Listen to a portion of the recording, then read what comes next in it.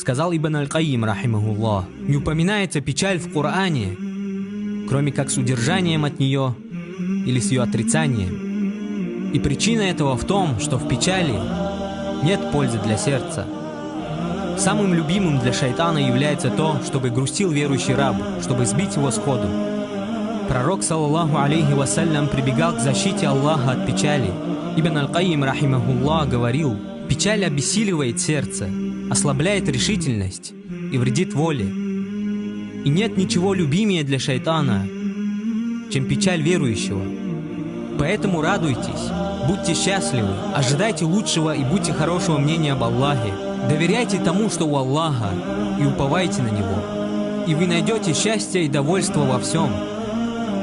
Ибн Аль-Кайим, рахимахуллах, также сказал: не портьте радость печалью и разум пессимизмом, успех высокомерием и оптимизм других, повергая их в разочарование. И не портьте сегодняшний день, думая о вчерашнем.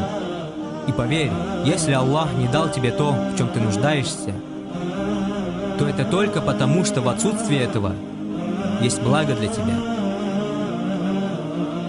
И может быть так, что в то время, когда ты спишь, во врата небес будут стучаться десятки дуа за тебя. От бедняка, которому ты помог, или опечаленного, которого ты обрадовал, или проходившего мимо человека, которому ты улыбнулся, или кого-либо, оказавшегося в затруднительном положении, которое ты облегчил ему. И никогда не считай ничтожным совершение какого-либо благодеяния. Один из праведных предшественников сказал: «Я взываю к Аллаху, когда нуждаюсь в чем-либо. Если Он дает мне это, то я радуюсь 1 раз. Если же Он не дает мне этого, то я радуюсь 10 раз больше. Потому что первый был мой выбор, а вторым был выбор Аллаха». Ас-Саади, рахимахуллах, сказал: «Жизнь коротка, так не делай ее еще короче тревогой, горем и печалью. Так будь же владельцем такого сердца, которое вдыхает счастье и довольство.